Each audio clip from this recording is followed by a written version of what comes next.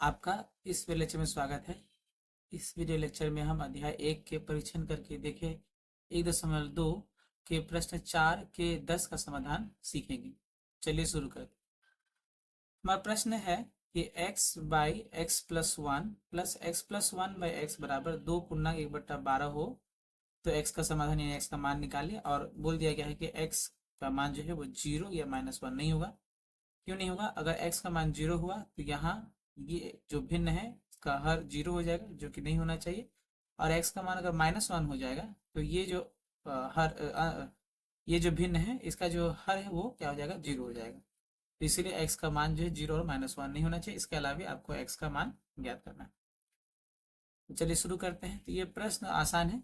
इसके लिए अगर हम ध्यान से देखें जो चीज है कि यहाँ लिखा है x by x plus one और इसी को पलट के यहाँ क्या लिख दिया गया है? x plus one by x.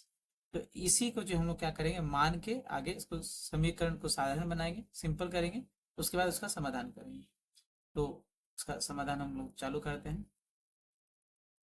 हम यहाँ लिखेंगे माना कि x by x plus one बराबर m।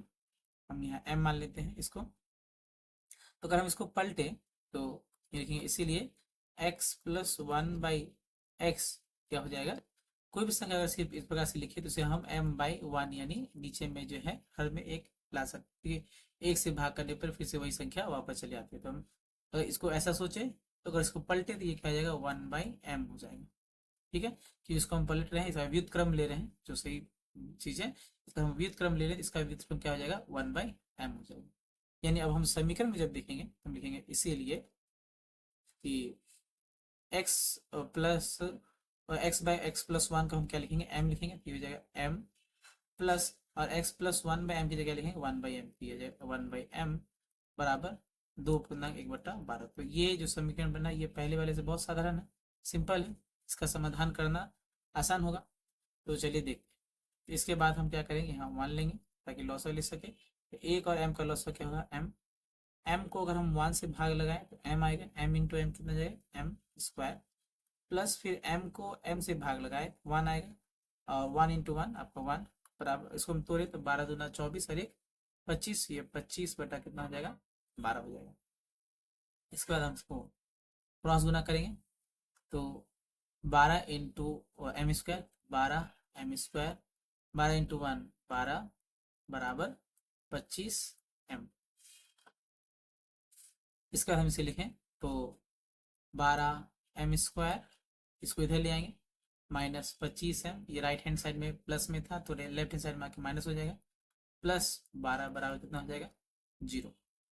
अब ये क्या बन गया? एक द्विघात समीकरण बन गया है, जिसका हमें क्या करना पड़ेगा? मध्यपदी गुणनखंड निकालना पड़ेगा। तो ये बहुत आसान है।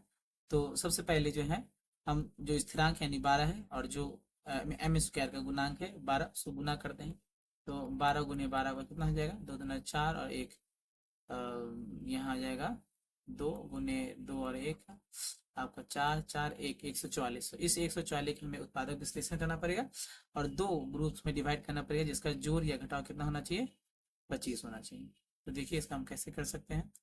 तो 144 अगर हम तोड़ें तो 2 से 2 7 14, 2 दूना 4, फिर 2 से ये 36 बार में जाएगा, फिर 2 से ये 18 बार में, फिर 2 से ये 9 बार में, फिर 3 से ये 3 बार में, और फिर 3 से 1 बार में। ठीक है, अब इसको दो ग्रुप्स में कैसे तोड़ेंगे ये देखते पहले। मान लीजिए हम पहले ग्रुप में सिर्फ 2 लेते हैं और बाकी हम ये लेते हैं। 3 का गुना कितना हो जाएगा? 2 दूना 4, 4 दूना 8, 8 ने 24, 3 72। तो 2 और 72 आ रहा है, तो 2 और 72 का जोड़ करने से आपका 74 और घटाने से 70 आएगा। तो ये मेरा बीच वाला नहीं आ रहा है जो 25 है। फिर इसके बाद मान लीजिए हम 2 और 2 लेते हैं, तो 2 दूना 4 और बाकी संख्या गुना करने पे 2 दूना 4, 4 तिया 12, 12 तिया 36। तो 36 और 4 को जोड़ घटाकर भी 25 नहीं आएगा। फिर हम लेते हैं आपका 2 दूना 4, 4 दूना 2 दूना 4, 4 दूना 8, यानी हम 8 लेते हैं और बाकी जो नंबर है यह है 2 या 6 या 18। तो 18 और 8 को जोड़ या घटा के भी 25 नहीं है। ठीक है, उसके बाद फिर और हम बढ़ाते हैं, तो यहाँ 2 और 2 और 2 और 2 लेते हैं, 2 दूना 4, 4 दूना 8, दूना 16, 16 और 3 और 3 9, तो 16 और 9 जोड़ने से कितना जा रहा है, 25 आ जा रहा है। तो यानी हमारा जो दो भाग है वो क्या है, 16 और 9। तो चलिए इसके आगे बढ़ते हैं हम लोग। यहाँ लिखेंगे 12m² माइनस यहाँ लिखेंगे 16 प्लस 9 गुने m प्लस 12 बराबर 0।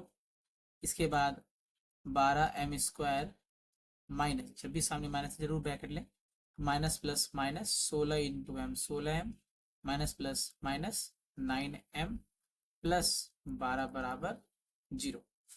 इसके बाद हम लोग अगर ध्यान से देखें तो पाएंगे कि इन दोनों से हम लोग जो है 4m कॉमन ले सकते हैं, क्योंकि 4 इसको भी डिवाइड कर रहा है और इसको भी डिवाइड कर रहा है। तो 4m अगर लेंगे तो यहाँ बचेगा आपका 3m माइनस, और यहाँ से अगर हम 4m कॉमन लेंगे तो बचेगा 4।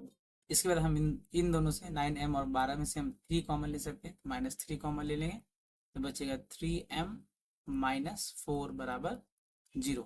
तो यहाँ अगर माइनस कॉमन लेंगे तो ये माइनस का यहाँ प्लस हो जाएगा भाग के बाद, और ये प्लस का ये माइनस हो जाएगा। अगर हम सब कुछ सही करेंगे तो ये और ये हमेशा क्या आना चाहिए, सेम आना चाहिए। अब इन दोनों में से हम लोग 3m माइनस 4 और 3m माइनस 4 कॉमन ले लेंगे, तो 3m माइनस 4 कॉमन ले लेते हैं, तो बचेगा पहले वाले से 4m माइनस 3 बराबर 0। तो इस प्रकार से दो राशियों का गुणनफल कितना रहा, 0।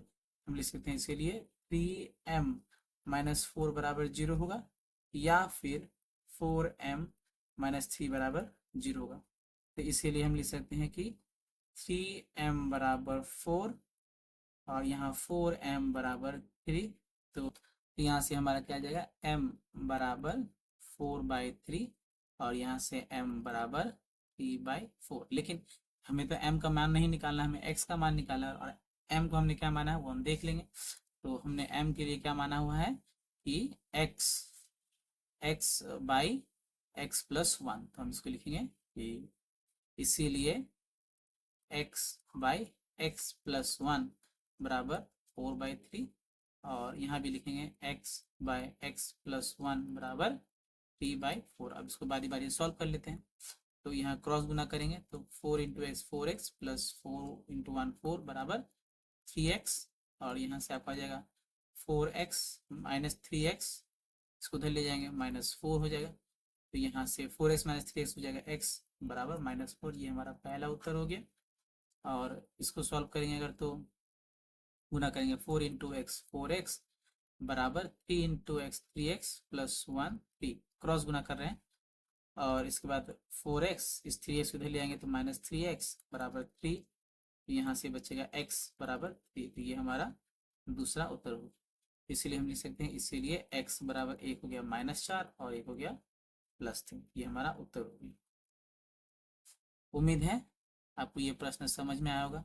इसका अभ्यास करें, वीडियो को ध्यान से देखें। मिलते हैं अगले वीडियो में, तब तक के लिए धन्यवाद।